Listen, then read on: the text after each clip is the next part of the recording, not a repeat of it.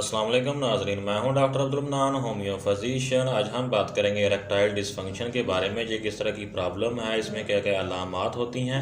अगर ये प्रॉब्लम किसी को हो जाती है तो उसके लिए होम्योपैथी में कौन कौन सी मेडिसिन आती हैं, उसके बारे में हम बात करेंगे। इरेक्टाइल डिसफंक्शन जो है ये एक किस्म का सेक्सुअल डिसफंक्शन होता है जिसमें मेल्स में जो है इरेक्शन नहीं होता है, और अगर इरेक्शन होता है तो वो इसको ज़्यादा देर तक होल्ड नहीं कर पाते हैं। यानी तनाव अगर होता है, सख्ती होती है, तो वो उसको ज़्यादा देर तक होल्ड नहीं कर पाते हैं। या फिर अगर उनको तनाव होता ही नहीं है, सख्ती होती ही नहीं है, तो इसमें पेशेंट जो है ये सारी प्रॉब्लम जो है इंटरकोर्स के दौरान जो है फील करता है, और इसमें जो है इंटरकोर्स करने में उनको दिक्कत पेश होती है। इंटरकोर्स आसानी से वो कर ही नहीं पाता है, तो इसको हम इरेक्टाइल डिसफंक्शन कहते हैं। इरेक्टाइल डिसफंक्शन में जो साइन एंड सिम्टम दिखते हैं, इसमें ये है कि अगर किसी पेशेंट को इरेक्टाइल डिसफंक्शन होता है तो उनको इनएबिलिटी ऑफ इरेक्शन होती है।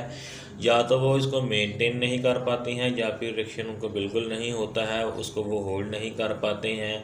अगर ये प्रॉब्लम आपको 2 से 3 माह से है तो आपको जो है इसके लिए सोचना चाहिए, इसका इलाज ज़रूरी हो जाता है। ये आगे चल के आपको और ज़्यादा प्रॉब्लम पैदा कर सकता है।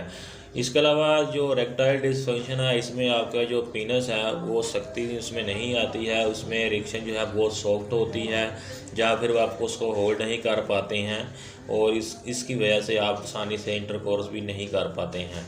अब हम बात कर लेते हैं काजेज़ के बारे में। तो सबसे पहले अगर आप एंग्जाइटी बहुत ज़्यादा लेते हैं तब भी आपको ये प्रॉब्लम हो सकती है। इसके अलावा स्ट्रेस या फिर डिप्रेशन का अगर शिकार रहते हैं, या फिर अगर आपको ये डर है कि आप वाइफ को अच्छे से सेटिस्फाई नहीं कर पाएंगे, तो इसमें भी आपको इरेक्टाइल डिसफंक्शन की प्रॉब्लम देखने मिलती है। इसके अलावा अगर आप बहुत ज़्यादा स्ट्रेस लेते हैं, टेंशन लेते हैं, तो इसकी वजह से, या फिर मेल या फीमेल के दौरान आपस में रिलेशन अच्छे नहीं हैं, तो भी ये मसला बन सकता है। इसके अलावा अगर आप मेडिकेशन जो है बहुत ज़्यादा करवा चुकी हैं, बहुत ज़्यादा ट्रीटमेंट करवा चुकी हैं डिप्रेशन का, खासकर शुगर का, तब भी आपको ये प्रॉब्लम हो सकती है, क्योंकि ये मेडिसिन जो हैं ये आपके इरेक्टाइल डिसफंक्शन पैदा करती हैं। इसके अलावा अगर आप अल्कोहल का बहुत ज़्यादा यूज़ करते हैं, या फिर सिगरेट नोशी बहुत ज़्यादा करते हैं, तो उससे भी आपको ये प्रॉब्लम हो सकती है, क्योंकि सिगरेट नोशी जो है ये आपकी आर्टरी को नैरो कर देती है, जो कि ब्लड सप्लाई वहाँ पे पहुँचाती है, उसकी वजह से भी आपको ये प्रॉब्लम हो सकती है। इसके अलावा पार्किंसन डिजीज़ जो है अगर किसी को होती है तो उससे भी इरेक्टाइल डिसफंक्शन की प्रॉब्लम होती है। या फिर अगर प्रोस्टेट की कोई सर्जरी वगैरह हो गई हो, उसके बाद जो है जब उसके बाद भी ये प्रॉब्लम देखने में मिल सकती है। तो ये कुछ काजेज़ होती हैं जिसकी वजह से जो है इरेक्टाइल डिसफंक्शन हो सकता है। तो अब हम बात कर लेते हैं उन मेडिसिन के बारे में जो कि बहुत ही इफेक्टिव हैं इसके लिए। तो सबसे पहली इफेक्टिव मेडिसिन है एग्नस कास्टस। एग्नस कास्टस जो है ये बहुत ही इफेक्टिव मेडिसिन है अगर आपको मेंटल वीकनेस रहती है। इसके अलावा आपको इरेक्शन बिल्कुल नहीं होती है, सेक्सुअल वीकनेस बहुत ज़्यादा रहती है। इसके अलावा फीमेल में वर्षण पाया जाता है आप में, यानी आप फीमेल्स को जो है तवज्जो नहीं दे पाते हैं, उनके लिए आप में कोई दिलचस्पी नहीं है, तो आप जो है एग्नस कास्टस मदर टिंचर का इस्तेमाल करेंगे तो बहुत अच्छा इसका रिजल्ट मिलेगा। इसके 10 ड्रॉप सुबह दोपहर शाम के हिसाब से लेने हैं। नेक्स्ट मेडिसिन है कैलेडियम। कैलेडियम जो है ये भी बहुत ही इफेक्टिव मेडिसिन है। इसमें जो है पेशेंट को डिज़ायर तो होता है, डिज़ायर बहुत ज़्यादा होता है, तलब बहुत ज़्यादा होती है, लेकिन उनको जो है इरेक्शन बिल्कुल नहीं होती है। उनको जो है इरेक्शन ना होने की वजह से वो जो है ये अमल नहीं कर पाते हैं, तो उसमें जो है कैलेडियम का इस्तेमाल करना होता है। कैलेडियम 1 mg जो है अपने वीक में एक दफ़ा लेनी होती है। इसके लगातार इस्तेमाल से ये मसला हल हो जाता है। नेक्स्ट मेडिसिन है न्यूफरलोटियम।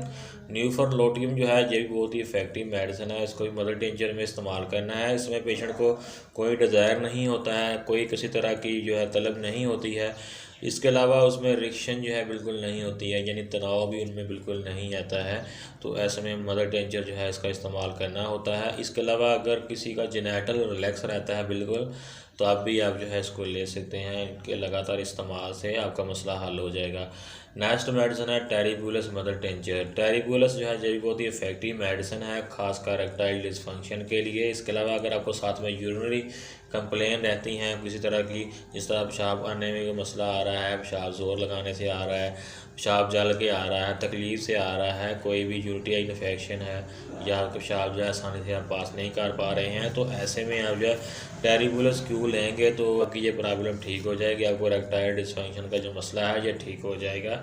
लास्ट मेडिसिन है लाइकोपोडियम। लाइकोपोडियम बहुत ही इफेक्टिव मेडिसिन है, खासकर अगर बहुत ज़्यादा यंग बच्चे हैं उनको ये मसला है तब भी ले सकते हैं। अगर ओल्ड पेशेंट है, बूढ़े हो गए हैं, उनमें बहुत ज़्यादा डिज़ायर पाया जाता है लेकिन उनमें इरेक्शन बिल्कुल नहीं होती है, तो वो इसको ले सकते हैं।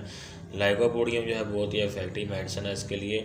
तो ये कुछ मेडिसिन है जिनका इस्तेमाल अगर आप करते हैं लगातार कुछ अर्सा, तो आपके इरेक्टाइल डिसफंक्शन की जो प्रॉब्लम है ये ठीक हो जाएगी और इसको लगातार लेने से आपका जो मसला परमानेंट तौर पर ठीक हो जाएगा।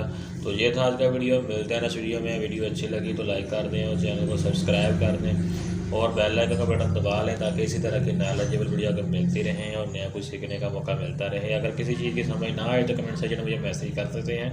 मेरा व्हाट्सअप नंबर आपको वीडियो के डिस्क्रिप्शन में मिल जाएगा, वहाँ से मुझे व्हाट्सअप भी कर सकते हैं। तो मिलते हैं नेक्स्ट वीडियो में। Thanks for watching. अल्लाह हाफिज़।